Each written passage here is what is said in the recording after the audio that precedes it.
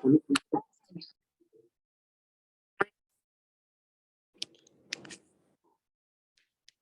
baiklah. Selamat sore. Assalamualaikum warahmatullahi wabarakatuh. Waalaikumsalam warahmatullahi wabarakatuh. Ya, kita Sorry, Pak. lanjutkan kembali ya, adik-adik dan Bapak Ibu semua, ya terkait dengan seminar teori akuntansi ini. Nah, pada pertemuan yang kelima ini, ya kita berbicara ya mengenai ya bagaimana menggunakan kerangka konseptual ya dalam penyajian laporan keuangan dan pelaporannya. Nah, jadi penyusunan laporan keuangan itu dimulai ya dari kerangka secara menyeluruh ya, apakah bersifat deduktif ya atau juga bersifat induktif ya. Di pada pertemuan sebelumnya sudah kita jelaskan juga ya bahwasanya dalam penyajian pelaporan keuangan itu harus ada standar gitu ya. Dan standar itu sudah jelas ya ditetapkan oleh beberapa lembaga-lembaga gitu ya. Dan lembaga-lembaga tersebut bekerja gitu ya untuk apa ya kepentingan para anggotanya gitu ya, untuk para kepentingan para anggotanya, di mana anggotanya digunakan beberapa standar tersebut ya untuk merumuskan gitu ya atau juga memecahkan permasalahan gitu ya. Maka dalam hal ini kerangka konseptual ya dari pelaporan keuangan dan juga pelaporannya suatu hal yang penting gitu ya. Jadi yang dikatakan dengan kerangka konseptual itu apa? Jadi yang dikatakan dengan kerangka konseptual, nah itu adalah suatu konsep secara formal, gitu ya. Konsep secara formal yang berhubungan satu sama lain, ya, interrelated, gitu ya, sesuai dengan fungsinya, gitu ya, sesuai dengan skopnya, sesuai dengan tujuannya, yaitu pelaporan keuangan ya, dan juga penyajian akuntansi keuangan. Nah kalau di Australia tersebut, gitu ya, itu kerangka konseptual nama lembaga yang nyusunnya SAC gitu ya. Nah ini kalau di Indonesia IAI gitu ya. Nah itu yang namanya kerangka konseptual lahir dari kelembagaan gitu ya. Dan kerangka konseptual ini tugasnya apa atau juga fungsinya apa? Menggambarkan ya, mendeskripsikan. Kemudian juga menggambarkan, kemudian juga menyelaraskan ya, preskriptif atau juga menggabungkan antara keduanya, ya, di mana pendekatan kerangka deskriptif di sini tugasnya adalah menghubungkan konsep, ya, kemudian juga menyajikan kode, ya, dan juga menjelaskan praktik dari laporan keuangan.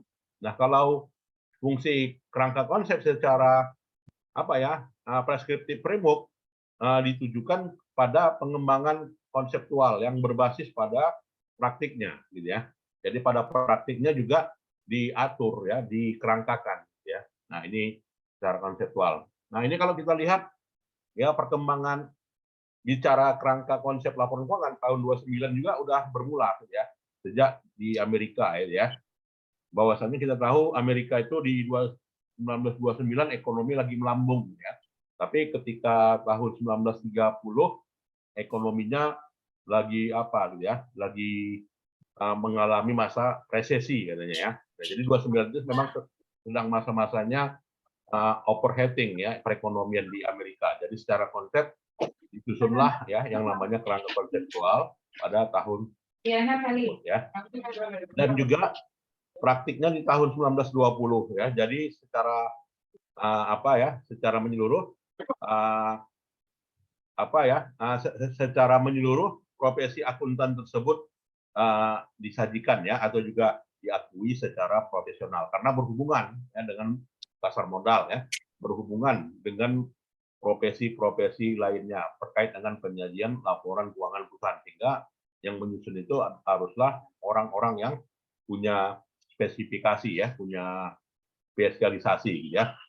Nah, di antara beberapa komite ya, komite-komite pembentuk dari kerangka konseptual itu ada namanya CAP ya. Jadi CAP adalah Komite Prosedur Akuntansi ya, di mana dia menerbitkan buletin ya, berita-berita ya yang terkait dengan opini-opini dan juga rekomendasi dari praktik tata kelola ya. Dan CAP tersebut juga menghubungkannya ya dengan kerangka konsep secara menyeluruh dari pelaporan keuangan gitu ya. Nah, ketika di tahun 1950, ketika opininya itu dinilai oleh profesional dan akademisi, ya, itu yang mencakup keterkaitan kecukupan atas laporan keuangan, ya, itu lahirlah yang namanya model historical, ya. Nah, ini dipakai sampai sekarang ini. Jadi model historis ini secara umum dipraktikkan ya pada praktik pada praktik itu secara menyeluruh dalam pelaporan keuangan secara konsisten ya berdasarkan pada prinsip-prinsip yang mudah dipahami. Jadi suatu tradisi yang dikembangkan di antara para akademisi gitu ya berkaitan dengan prinsip-prinsip apa ya yang bisa ditandingkan ya terkait dengan prinsip nilai historis. Kalau sekarang udah berkembang yang namanya nilai wajar ya, fair value. Tapi nilai historis tetap diakui gitu ya. Fair value juga diakui. Nah, ini ya. Walaupun ada kelemahan juga ya kan yang namanya prinsip historical cost gitu kan. Ya kalau dilihat kelemahannya di mana? Historical cost itu cenderung menguntungkan manajer ya dan cenderung merugikan pemegang saham gitu kan atau stakeholder. Nah, maka berkembanglah pada saat ini yang namanya IFRS gitu ya, International Financial Reporting yang cenderung menguntungkan para pemangku kepentingan, para pemodal gitu ya. Nah, jadi lahirnya fair value itu tidak lepas dari sudut pandang ya, sudut pandang yang mana? Sudut pandang pemilik, sudut pandang manajemen. Nah, itu dasarnya ya. Dan APB statement ini diterbitkan di Amerika diakselerasikan ya dengan pengembangan ya, secara menyeluruh dari kerangka konseptual tersebut ya. Jadi APB statement itu membentuk ya beberapa panitia-panitia. Jadi panitianya ya dalam hal ini mengembangkan apa yang namanya postulat ya, apa yang namanya formulasi prinsip ya, apa yang namanya prinsip secara spesifik, kemudian juga beberapa program-program riset ya.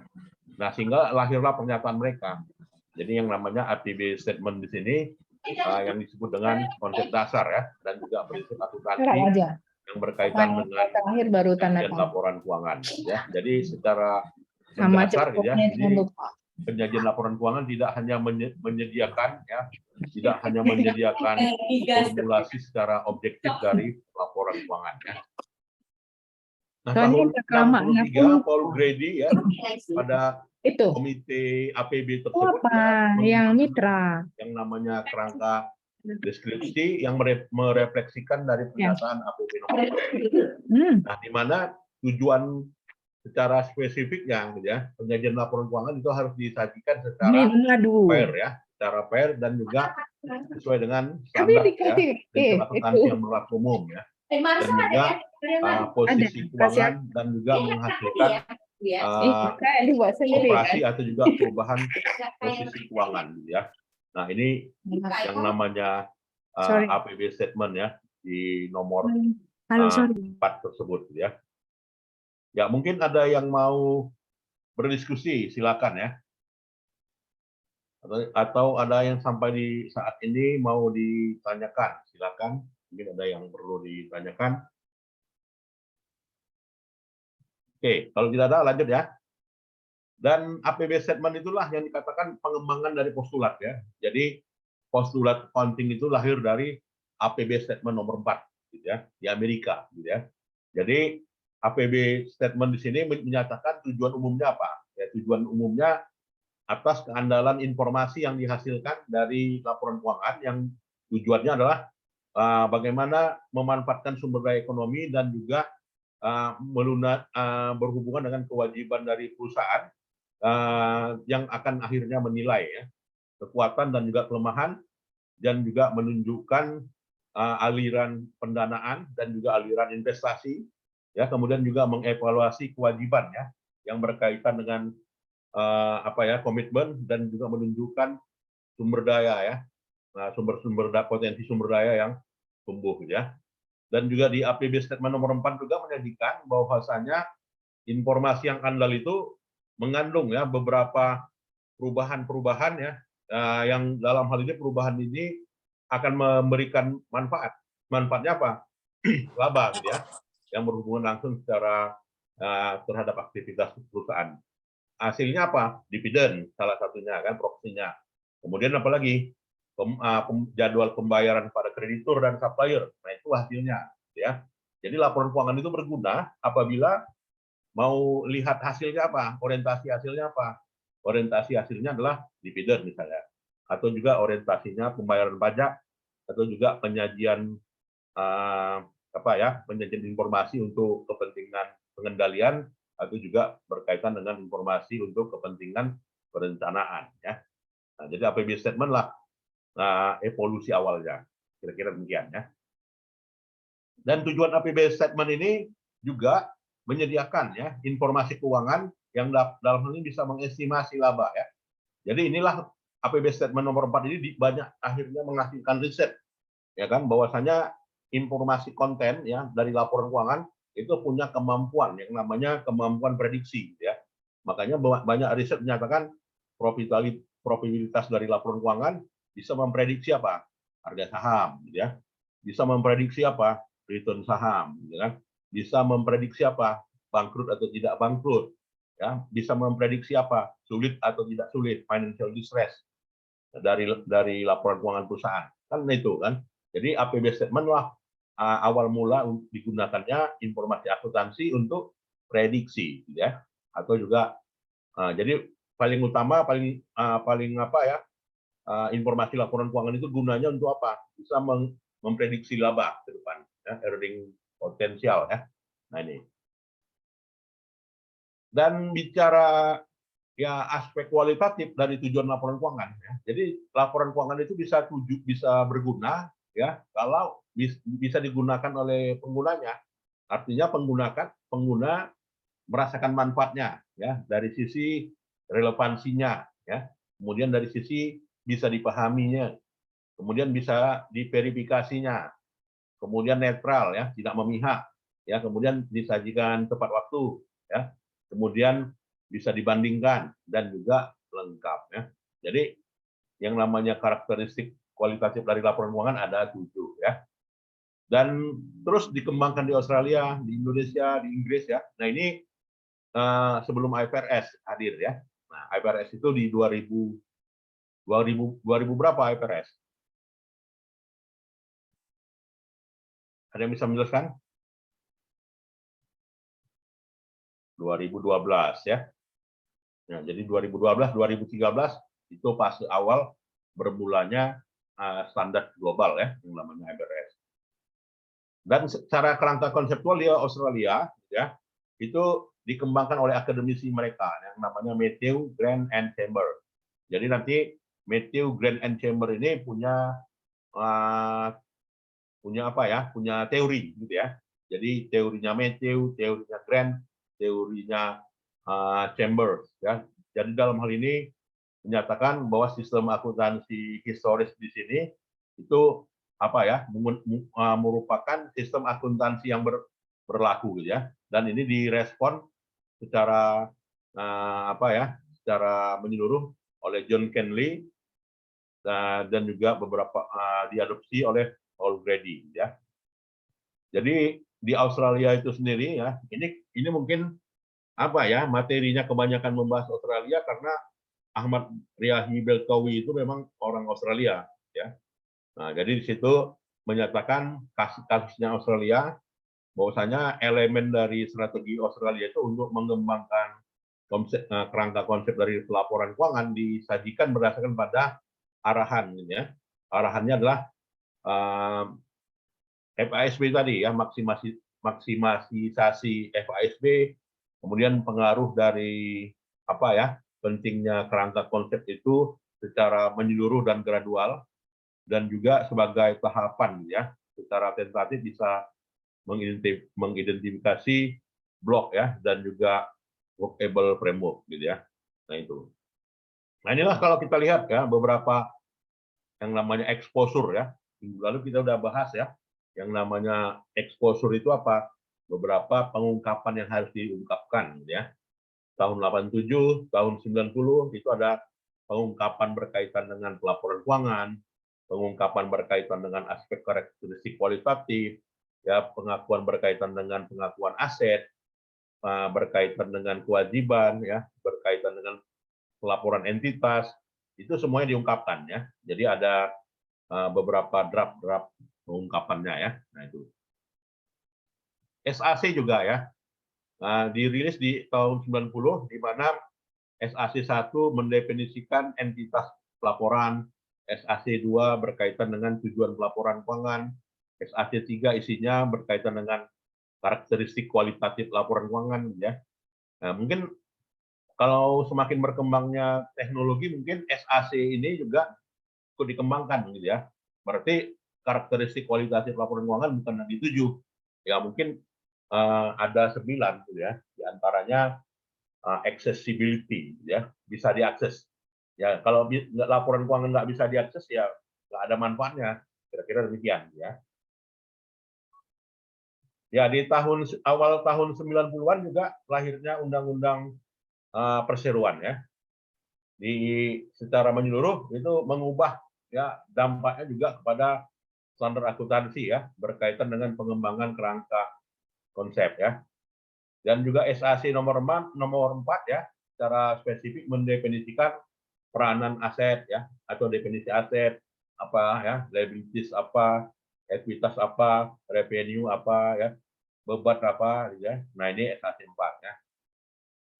Nah, jadi kalau katanya bicara kerangka konsep laporan keuangan, ya ini adalah standar setting, ya.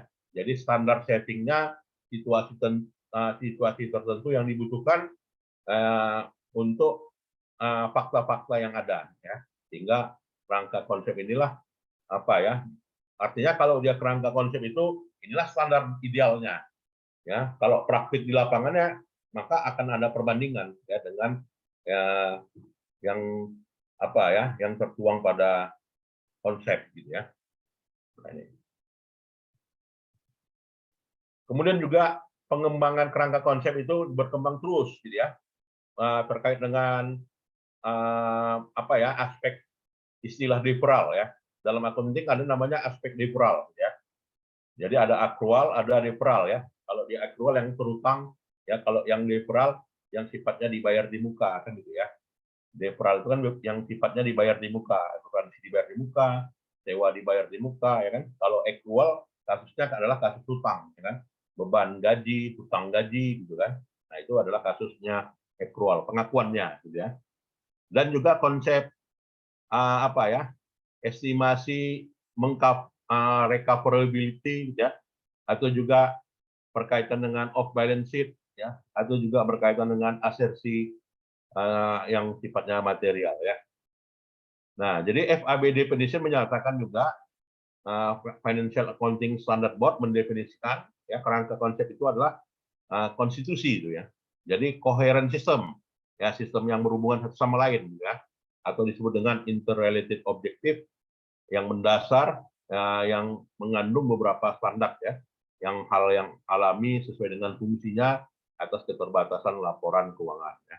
Nah, itu. Jadi kerangka konsep di sini itu cenderung pada, ya, standar setting proses, gitu. Nah, kalau ada kerangka konsep laporan keuangan, apa sih untungnya? Nah, jadi kerangka konsep itu keuntungannya adalah bisa dimanfaatkan, ya. Dimanfaatkan untuk apa? Ya, untuk mengembangkan lagi standar-standar lain, gitu ya, secara logis, dan juga mereduce, ya, mengurangi hal-hal yang diperdebatkan. Jadi semuanya merujuk pada kerangka konsep laporan keuangan. Nah, jadi kalau di SAK kan, gitu kan, standar akuntansi keuangan, itu ada berapa PSAK. Nah, sebelum ada PSAK 1, gitu kan, itu ada yang namanya kerangka konsep laporan keuangan. Nah, itu semuanya ada definisinya, kan, apa itu pendapatan, apa itu beban, apa itu hutang, itu semuanya definisi, ya kan, dari istilah-istilah laporan keuangan. Itulah yang namanya kerangka konsep. Nah, itu mungkin harus lihat SAK, ya, yang namanya kerangka konsep itu apa. Nah, inilah dia. Jadi isu dari standar itu mereduce, ya, kerangka konsep yang berkaitan dengan permasalahan akuntansi yang berhubungan dengan isu-isu standar, ya. Dan juga kerangka konsep itu manfaatnya apa? Ya, bisa alat komunikasi yang baik, antara akuntan, ya, auditor, dan juga user, ya. Karena dari beberapa pihak-pihak tersebut menggunakan definisi serta kriteria yang ada, ya, dan secara potensial mengurangi aktivitas atau juga mengurangi faktor-faktor lobby atau juga hal-hal yang memang dibincangkan di lobby-lobby kelompok, ya, lobby-lobby grup. Nah, bagi apa ya manfaatnya bagi standar Australia, Pak? Ya, standar Australia itu untuk hal-hal yang mau melaporkan, pelaporan itu udah jelas semuanya, ya, sudah tampilnya logis, ya, sehingga semuanya mengacu pada kerangka konsep, ya, dan juga menghindari, ya, avoidance, ya, of reporting requirement, ya, berkaitan dengan aspek-aspek yang sulit, ya, yang terkait dengan embracing profession, ya. Nah, ini. Dan kemudian juga kerangka konsep ini mengandung juga bisa apa ya? Bisa dampaknya kepada tujuan strategik, ya. Jadi tujuan strategik di sini dikembangkan yang berkaitan dengan apa ya? Kerangka konsep itu bisa sebagai alat manuver, ya, atau juga alat untuk mengeliminir atau juga menundukkan, ya, ancaman, ya, terhadap legitimasi pada akuntan, gitu, ya. Nah, jadi akuntan itu bisa berlindung, ya, dari yang namanya dengan yang namanya conceptual framework. Nah, ini, ya. Jadi Haid menyimpulkan, ya, bahwasanya rasionalitas utama, ya, dari kerangka konsep itu adalah fungsi-fungsi teknik. Nah, ini, ya. Jadi kalau bicaranya fungsi teknik, maka alat manuver strategi, ya, yang menyediakan atau juga melegitimasi dari yang ditetapkan oleh lembaga, ya, atau juga komite-komite, ya. Jadi kerangka konsep itu apa ya, alat legitimasi lah, ya, dengan kata lain. Ini maksudnya. Oke, mungkin ada yang mau kita diskusikan, silakan. Oke, cukup jelas, ya. Ya, dari kerangka konsep itu bisa dilihat, ya, baik itu di SAP, ya, standar akuntansi pemerintahan, itu ada kerangka konsepnya. SAK itu ada kerangka konsepnya, ya kan? PAPI, ya, itu ada kerangka konsepnya, ya. Kemudian juga kerangka konsep ini kalau dihubungkan dengan konflik of interest apa? Nah, kalau dihubungkan dengan konsep konflik of interest maka bisa mereduce tadi, kan?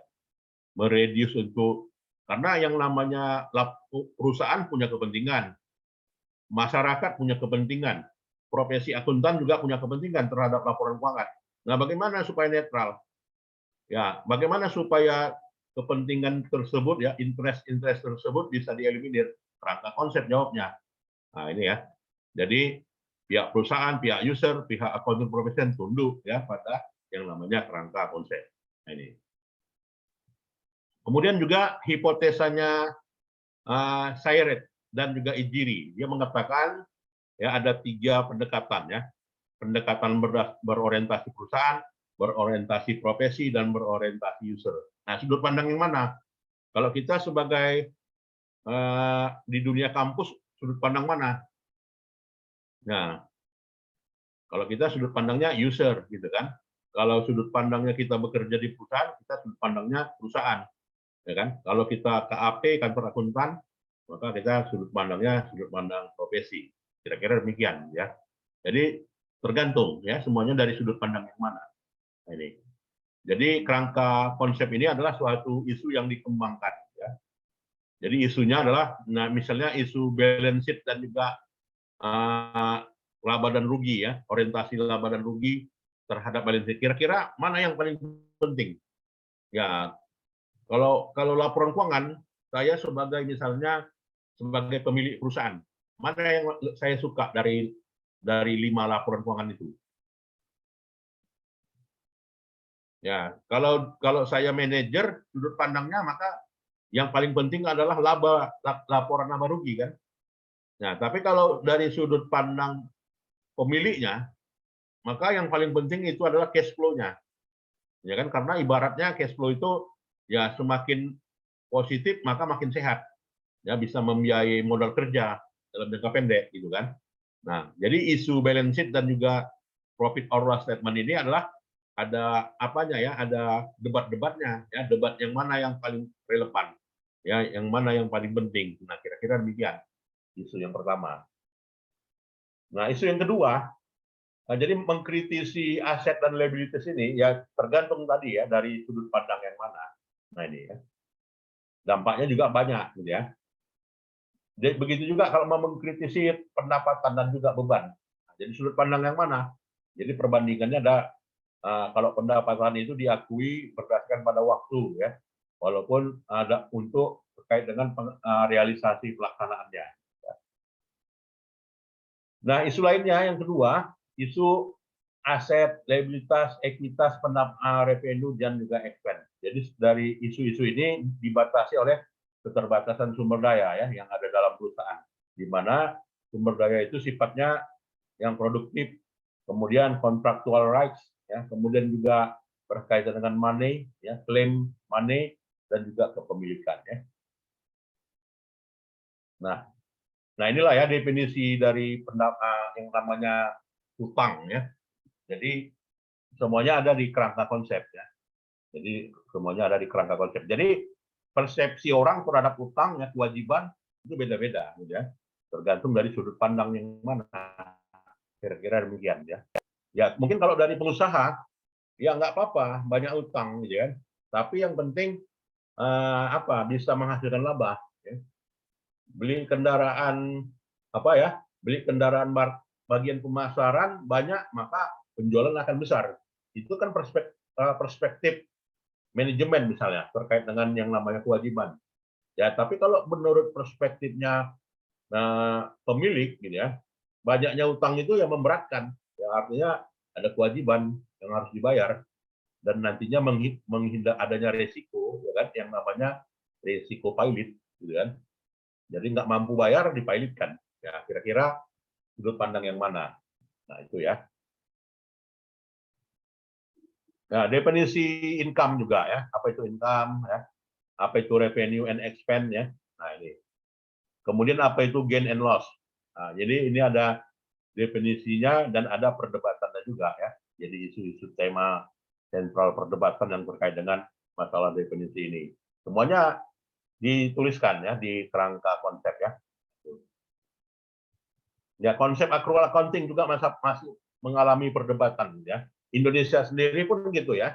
Standar accrual dulu cash basis ya. Cash basis sudah nggak penting lagi, accrual basis. Ya, itu banyak perdebatannya dulu kan. Nah, jadi masalah pengukuran transaksi ini berkonsekuensi pada entitas ya yang terjadi gitu ya. Masalah bayar membayar. Nah, ini semuanya banyak perdebatan gitu ya.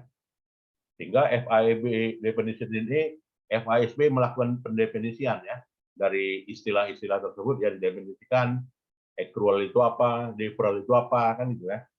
Nah, kita udah belajar itu di mana itu? Accrual, deferral itu kan di pengantar akuntansi kan, fundamental accounting itu sudah kita pelajari kan, apa yang namanya accrual, apa yang namanya deferral gitu kan. Itu dari mana definisinya? FISB. Nah, itu ya. FISB yang mendefinisikannya. Isu lainnya adalah isu konsep modal ya, capital. Isu lainnya berkaitan dengan metode yang diadopsi. Nah, ini juga perdebatan juga ya, metode yang diadopsi. Kemudian juga konsep pengakuan pengukuran ya. Ada 5 ya yang diakui konsep pengukuran. Yang pertama adalah pengukuran berbasis historical cost ya. Kemudian pengukuran berbasis biaya saat ini current cost ya, kemudian current exit value, kemudian juga expected exit value ya dan juga present value expected cash flow gitu ya. Nah ini. Nah isu lainnya adalah ya bagaimana menerapkan ya kerangka konseptual ini di lembaga sektor publik. Di rumah sakit gimana yang namanya pendapatan gitu ya. Nah kerangka konseptual bagaimana diterapkan di yayasan yatim piatu ya kan yayasan keagamaan gitu kan. Nah, ini makin berkembang pembahasannya ya. Dan di berbagai belahan negara gitu ya, maka apa ya, kajian-kajiannya lahir nantinya ya terkait dengan penerapan standar ya, betul.